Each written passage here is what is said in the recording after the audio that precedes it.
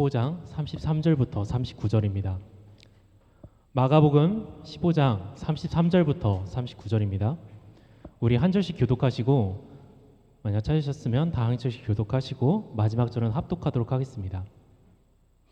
네, 함께 읽겠습니다.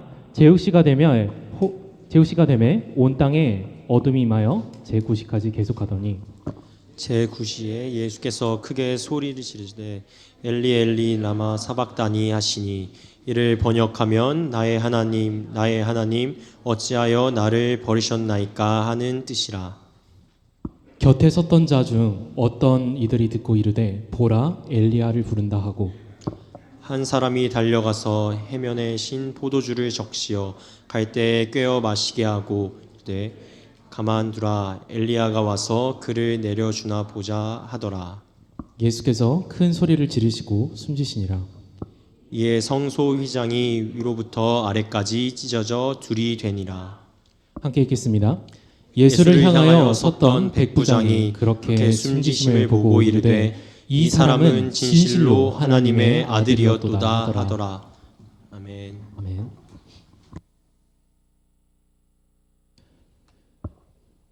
여러분은 누군가에게 버림받아 본 적이 있으십니까? 우리는 살면서 수많은 사람들과 관계를 맺고 살아갑니다. 그 속에서 행복도 느낄 때도 있지만 반대로 고통을 느낄 때도 너무 많은 것 같아요. 그 중에서 가장 큰 고통이 있다면 어떤 걸까요? 이렇게 생각을 해보고 싶어요. 사랑하는 사람이 나를 버릴 때, 사랑하는 사람과의 관계가 끊어질 때, 그럴 때 고통이 찾아오는 것 같습니다. 그런데 여러분, 여기서 한 발짝 더 나가서 생각을 해볼까요? 내가 사랑하는 사람이 날 단순히 떠나는 것을 넘어서 나를 잔인하게 버리는 겁니다. 그것도 내가 인생에서 제일 힘들고 제일 고통스럽고 내가 그 사람이 가장 필요할 때. 이 세상에 그것보다 비참한 일이 있을까요? 외국의 유명한 심리학자들이 사람이 살면서 받는 스트레스의 순위를 매겼습니다. 보시면 1등이랑 2등이 배우자의 죽음과 이혼이에요. 이거를 보면 우리가 확실히 알 수 있지만 우리는 이처럼 사랑하는 사람과 관계가 끊어질 때 견딜 수 없는 고통을 느낀다는 게 과학적으로도 증명이 되어 있습니다. 그 사람을 향한 사랑이 크면 클수록 오히려 더 큰 고통과 더 큰 아픔을 느끼게 되는 것이죠. 그래서 이 고통에 이겨내지 못한 사람들은 정말 안타까운 선택을 가끔씩 내리기도 합니다. 그만큼 사랑하는 사람과 끊어진다는 것은 참을 수 없는 일인 거예요. 여러분, 오늘 이야기는 하나님이 버림받는 이야기입니다. 우리는 하나님이신 예수님이 사랑하는 아버지 하나님에게 버림받는 장면을 보고 있습니다. 사랑이 클수록 버림받는 고통도 커집니다. 신학자들은 이렇게 얘기해요. 이 세상에서 제일 큰 사랑이 있다면 뭘까? 우리를 향한 하나님의 사랑? 아니에요. 그럼 우리 안에 있는 우리를 향한 우리의 사랑? 아니에요. 하나님을 향한 하나님의 사랑입니다. 저번에 우리가 삼위일체 하나님 알아보면서 우리가 이런 얘기를 나눠봤습니다. 하나님의 삼위가 있는데 그 삼위가 사랑의 연합 가운데서 하나로 이어져 있다. 오늘 예수님의 절규는 그 사랑이 깨어졌다는 것을 보여줍니다. 나의 하나님 어찌하여 나를 버리십니까? 세상에서 가장 큰 사랑이 깨졌을 때 예수님이 느낀 고통도 세상에서 제일 크지 않았을까요? 예수님은 심지어 그분의 인생에서 제일 괴롭고 제일 비참할 때 하나님에게 벌을 주셨습니다. 지난주 말씀에서 제자들이 예수님에게 그런 말을 했어요.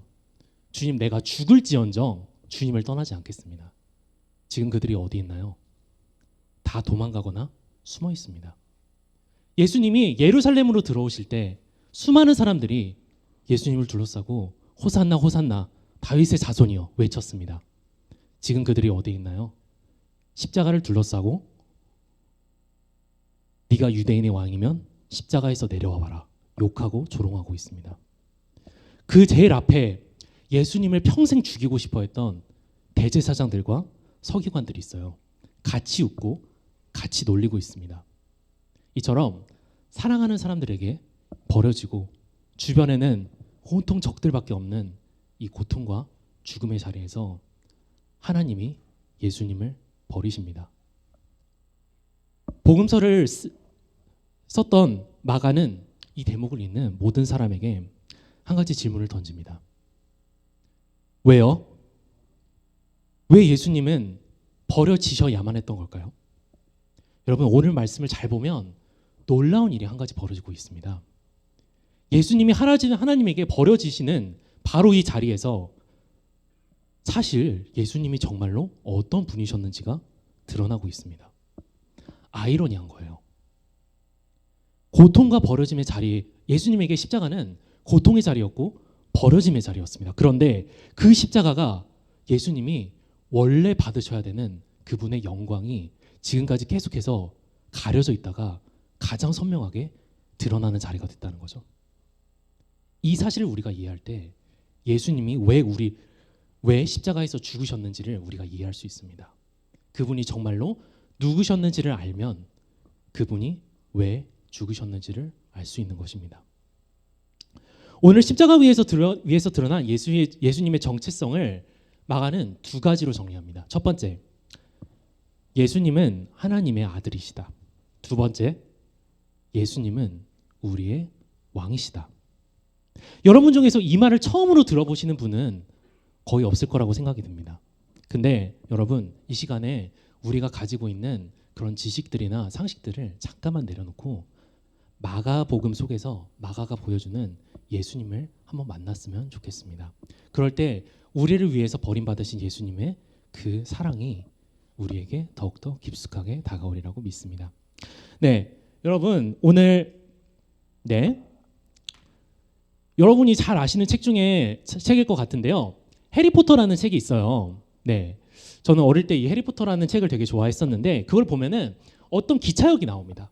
어떤 기차역에서 나오고 저기 보시면은 약간 그 기념을 하려고 저렇게 만들어 놨는데 그 실제로 그 주인공이 이렇게 카트를 몰고 저 벽으로 이렇게 돌진을 해요.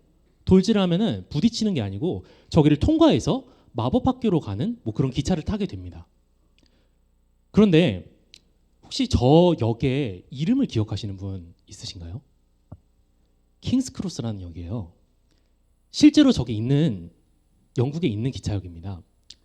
이제는 돌아가신 팀 켈러 목사님은 오른쪽에 보시면 아시겠지만 이 역의 이름을 따와서 왕의 십자가라는 제목으로 책을 지으셨습니다. 저 책은 마가복음에 대한 책이에요. 팀 켈러 목사님이 제목을 이렇게 지으신 이유에는 이겁니다. 이 말 안에 마가복음이 보여주는 예수님에 대한 진리가 함축적으로 들어있는 거예요.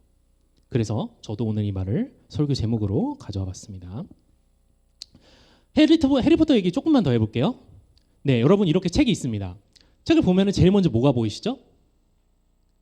제목이 보이죠. 네, 제목 보이죠? 네, 자 크게 해리포터라고 제목이 쓰여 있고요. 그 밑에 마법사의 돌이라고 조금 작게 부제라는 게 달려 있습니다.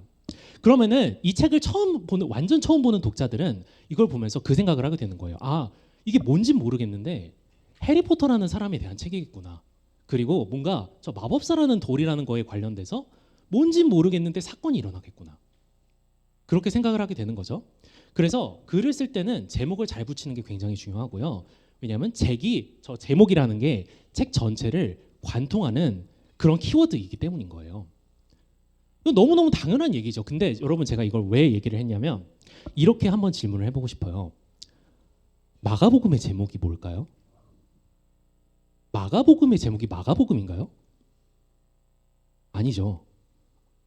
마가복음은 나중에 사람들이 붙인 거예요. 구분하려고.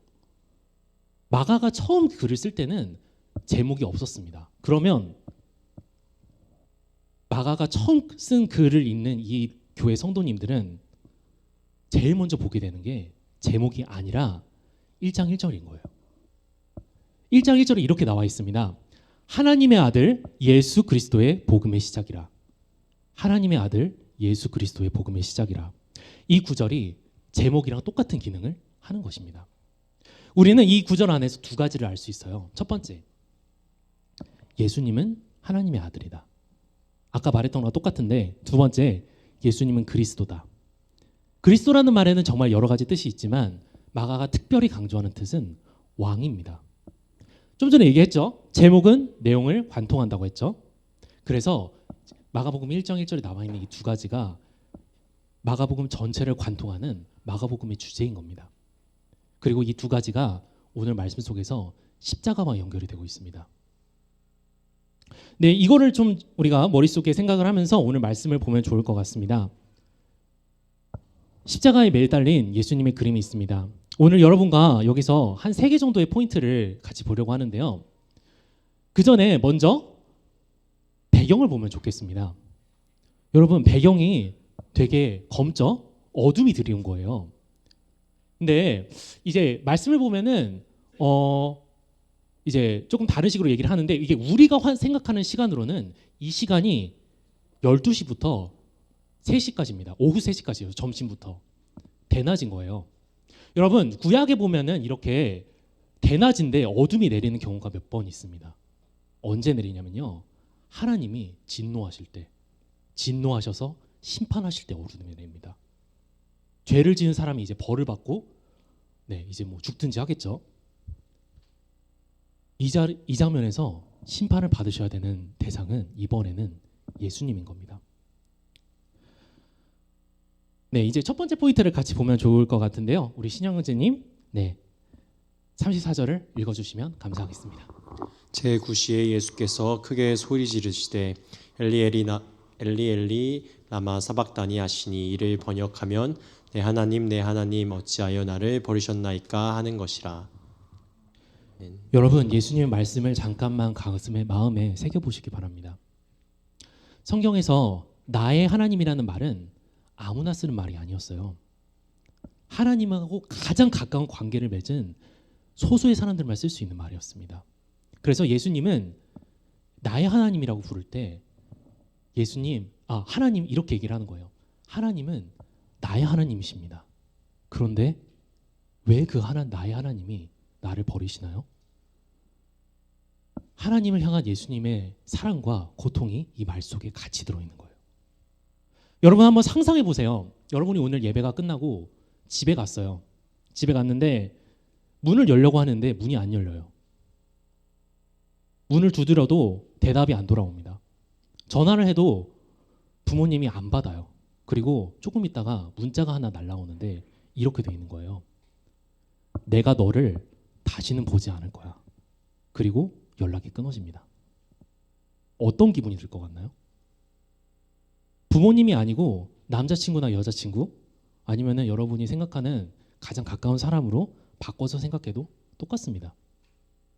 충격적이고 비참하겠죠. 그래도 하나님에게 버림받은 예수님의 심정에는 미치지 못할 겁니다. 그런데 여러분, 여기서 우리가 하나 더 주목해 보고 싶은 게 있어요. 예수님의 이 외침이 시편 22편 1편의 인용이라는 겁니다. 이거를 찾아보시면 이 시는 다윗이 썼어요. 다윗은 인생의 가장 어둡고 가장 불안한 순간에 내 하나님이여, 내 하나님이여, 어찌 나를 버리셨나이까, 이렇게 외칩니다. 예수님은 이 말을 그대로 가져오셔서 십자가에서 하나님에게 버림받으시는 이 순간 말씀하시는 거예요. 왜 이렇게 말씀하셨을까요? 저는 그 의미를 두 가지 공감과 짊어짐으로 표현을 해보고 싶습니다. 여러분, 예수님이 버림받으셨는데 원래 버림을 받아야 되는 분이 예수님이신가요? 아니죠. 누군가요? 우리입니다. 예수님은 그래서 하나님에게 버림받아야 되는 우리의 비참함을 아시고 우리가 원래 매달려야 되는 그 십자가에 대신 올라가셔서 우리가 외쳐야 되는 이 말을 대신 외치신 겁니다. 예수님이 우리의 모든 고통을 짊어지고 십자가에 버려주셨다는 것은 어떤 의미일까요? 반대로 생각해 보면 됩니다. 우리가 예수님이 진짜로 버림을 받으셨기 때문에 우리는 어떤 일이 있어도 하나님에게 버림받지 않는다는 걸 얘기해 줍니다. 왜냐하면 예수님이 우리가 감당해야 될 그 모든 짐은 대신 져주셨기 때문이에요. 그래서 하나님은 이제 정말 절대로 우리를 버리실 수가 없게 됩니다. 그거를 보여주는 게 휘장이 찢어졌다는 겁니다. 네, 우리 두 번째 포인트가 또 있어요. 두 번째 포인트가 있는데 조금 전에 그 예수님 이름 그림 기억하시면서 생각해 보시면 좋겠는데, 자, 오늘 말씀에는 없어요. 근데 오늘 말씀 조금 전에 있는데 예수님이 돌아가시는 십자가 위에 뭐가 붙어 있었어요. 유대인의 왕이라고 쓰여져 있는 팻말이 붙어져 있었습니다. 죄패예요. 여러분도 잘 이희령 목사님이 좀 얼마 전에 보여주시기도 하셨는데, 아직도 이제 왕이나 여왕이 있는 나라에서는 대관식이라는 걸 합니다. 그래서 이거는 이제 2022년에 열렸던 그 찰스 3세의 이제 대관식, 영국 왕의 대관식인데요. 이렇게 대관식을 할 때는 돈도 당연히 엄청 많이 들고요. 이거 국가 예산에 진짜 막 심각한 위험이 초래가 될 정도로 엄청난 돈을 많이 쓴다고 하는데, 그만큼 아주 세세하고 아주 미세한 것까지 국가가 나서서 통제하고 관리합니다. 그리고 조금이라도 뭐가 틀어지면은 그게 언론에 대서특필이 될 정도로 큰 사건이 되는 거예요. 예수님 당시에 로마 황제도 엄청나게 화려한 대관식을 치렀습니다. 여러분, 근데 여기서 이 순서를 제가 좀 말씀드릴 테니까 한번 기억해 보세요. 한번 생각해 보세요. 먼저 황제가 근위대에게 둘러싸여서 로마에서 제일 높은 언덕에 있는 주피터 신전으로 갑니다. 거기서 뭘 하냐면 포도주 잔을 받아요. 그리고 다시 돌려줍니다. 그 다음에 같이 데려온 황소가 있는데 이 황소를 거기서 죽여서 제물로, 희생 제물을 신들에게 바칩니다. 이때 황제의 오른쪽에는 제국의 2인자가 있고요, 왼쪽에는 제국의 3인자가 있습니다. 여러분, 오늘 말씀을 다시 보면 예수님의 처형 과정이 이거랑 똑같습니다. 마가는 십자가 처형을 예수님의 대관식으로 묘사하고 있는 거예요. 좀 전에 얘기를 했죠. 마가는 마가복음 1장 1절부터 박아놓고 시작합니다. 예수님이 그리스도다, 예수님이 왕이다, 이거를 먼저 전제부를 놓고 시작해요. 근데 이 시점까지, 십자가에 오기까지 웬만해서는 마가가 예수님을 그리스도다 아니면 왕이다 이렇게 부르지 않습니다. 그러다가 15장에 보면은 갑자기 유대인의 왕이라는 표현이 엄청나게 많이 등장을 합니다. 이 두 가지를 볼 때, 이 대관식과 유대인의 왕이라는 이 두 가지를 볼 때 마가의 의도는 분명히 드러나는 것 같습니다. 마가는 예수님께서 십자가 위에서 왕이 되셨다고 말하고 있는 겁니다.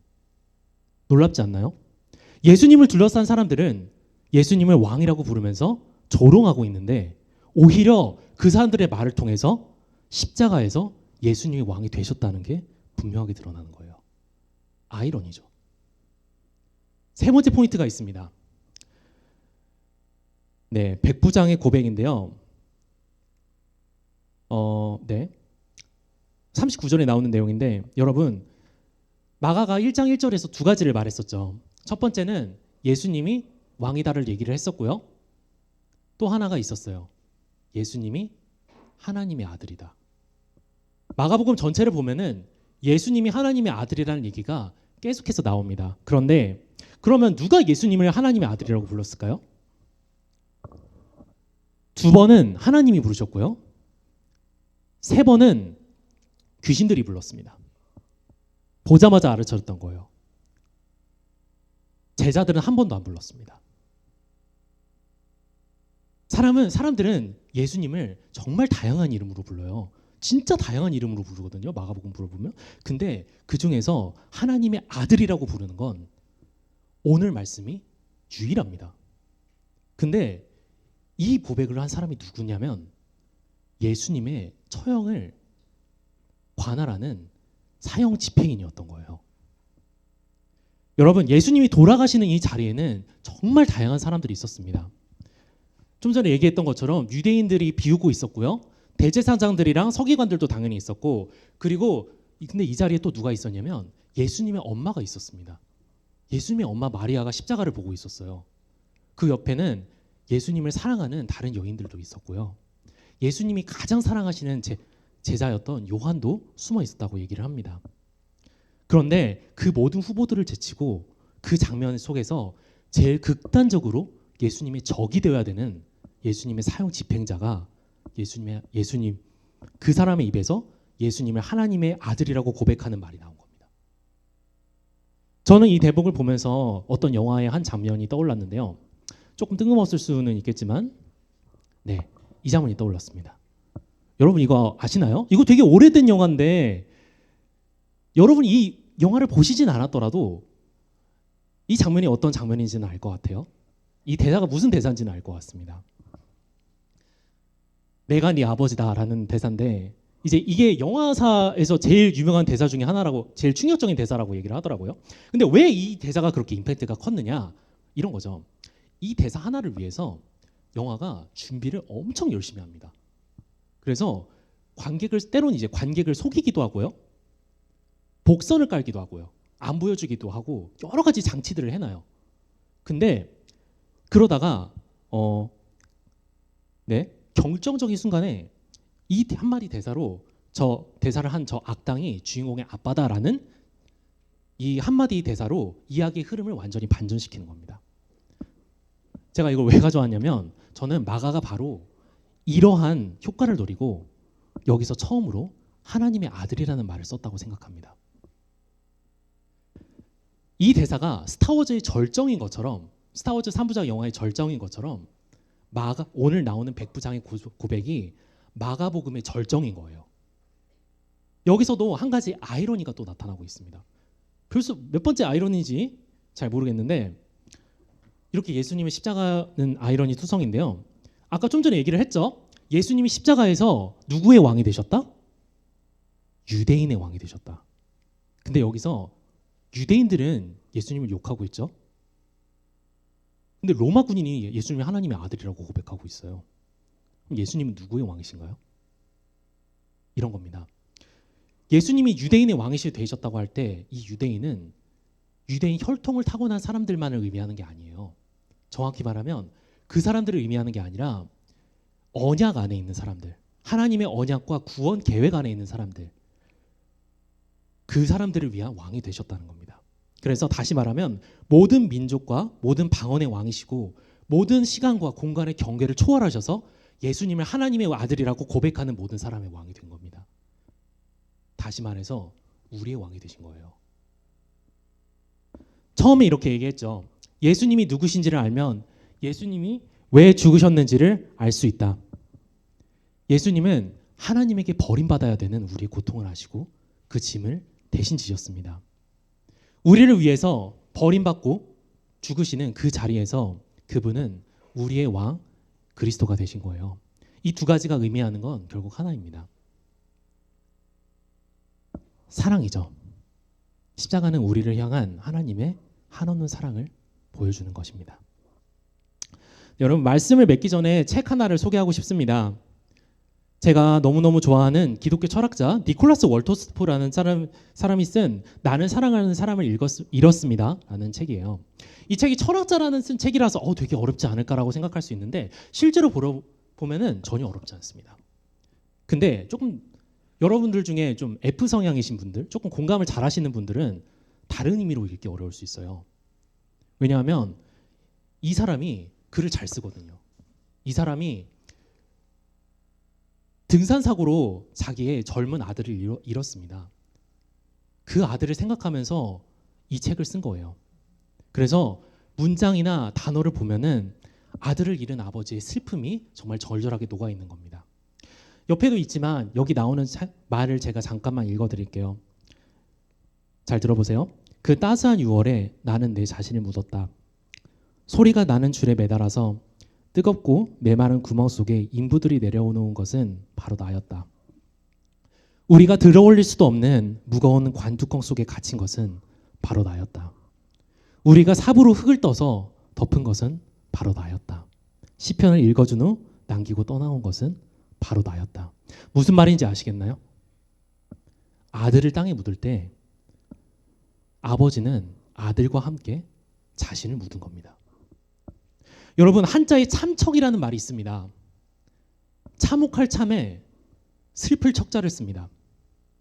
이 단어는 자식이 부모보다 먼저 죽었을 때 그 일을 일컫는 말이에요. 그 심정을 어떤 말로도 표현할 수가 없어서 그냥 너무너무 참혹하고 너무너무 슬픈 일이라고 얘기를 한 겁니다. 그래서 여러분 생각을 해보면 남편을 잃은 아내를 우리는 과부라고 부르죠. 부모를 잃은 자식을 고아라고 부릅니다. 그런데 자식을 잃은 부모를 부르는 말은 이 세상 어떤 언어에도 그 단어가 없습니다. 왜냐하면 자식을 잃는다는 고통은 말로 표현할 수 없는 것이기 때문에 그래요. 여러분 그래서 만약에 진짜로 하지 마세요. 불효니까. 여러분이 진짜 집에 가서 부모님에게 이렇게 물어본다면 엄마 아빠 혹시 내가 갑자기 없어지면 어떨 것 같아? 일단 화를 내시지 않는다는 가정하에서 네 이렇게 말씀하시지 않을까요? 나는 그렇게는 못 살아. 차라리 내가 죽고 말지. 이렇게 말씀하시지 않을까요? 지금까지 우리는 하나님에게 버려진 예수님의 고통에 대해서 살펴봤죠. 근데 여기서 하나 더 봐야 되는 게 있는 거예요.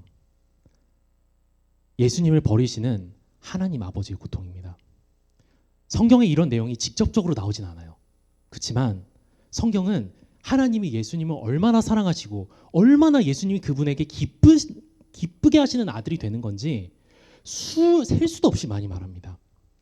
이 세상의 부모도 자식을 잃을 때 참척의 고통을 느낍니다. 그러면 영원 전부터 하나였던 그 아들을 자기 손으로 버리시는 하나님의 심정은 도대체 어떤 마음이었을까요? 엄청나게 컸겠죠. 뭔지 몰라도.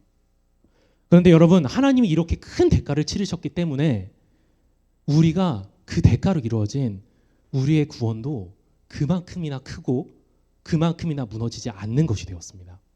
하나님이 그래서 여러분 오늘 제가 이렇게 얘기를 할 수 있을 것 같아요. 하나님이 예수님을 버리셨다는 것은 다시 말하면 그분이 절대 그만큼 우리를 버리지 않겠다고 작정하셨다는 뜻입니다. 하나님이 예수님의 외침을 십자가에서 외면하셨다는 것은 다시 말해서 그분이 우리가 힘들고 어려울 때 주님 나를 도와주세요라고 외칠 때 그 외침을 절대로 외면하지 않겠다고 작정하셨다는 뜻입니다. 그래서 예수님이 십자가에서 실제로 돌아가셨다는 것은 이런 거죠. 우리의 인생이 아무리 희망 없어 보여도 하나님이 이미 우리에게 영원한 희망이 되어주셨다는 사실을 보증해 주는 겁니다. 그래서 여러분 살다 보면 가끔씩 그런 상황이 찾아올 수 있잖아요. 하나님이 나를 버린 것 같은데 제 기도는 들어주시는데 내 기도는 안 들어주실 때, 아무리 내가 하나님에게 기도했는데 응답이 없을 때, 그때 여러분 눈을 들어서 십자가를 바라보시기 바랍니다. 십자가를 바라본다고 해서 우리가 내가 왜 이런 일들을 당해야 되는지, 내가 왜 이렇게 힘들어야 되는지 그 모든 것들을 단숨에 선명하게 알 수는 없을 수도 있을 것 같아요. 근데 십자가는 우리가 겪는 고난의 이유가 뭔지는 말해주지 않아도 우리가 겪는 고난의 이유가 아닌 것이 뭔지에 대해서는 알려주는 거예요. 뭔 말이냐면 이런 겁니다. 하나님이 우리를 사랑하시지 않기 때문에 우리에게 고난을 주시는 게 아니에요. 고난을 허락하시는 게 아니에요. 하나님이 우리에게 관심이 없기 때문에 우리의 기도를 침묵하시는 게 아닌 겁니다. 내가 아무리 힘들고 어렵고 하나님이 계시지 않는 것 같이 느껴지는 그 순간에도 하나님은 실제로 우리와 함께하고 계신다는 겁니다. 십자가는 이 사실을 우리에게 보여주는 겁니다. 우리 바울은 로마서 8장 38절과 39절에서 이렇게 말합니다. 우리 여러분 이거 마지막으로 한번 읽어보도록 하겠습니다. 다 같이 읽어볼까요? 시작.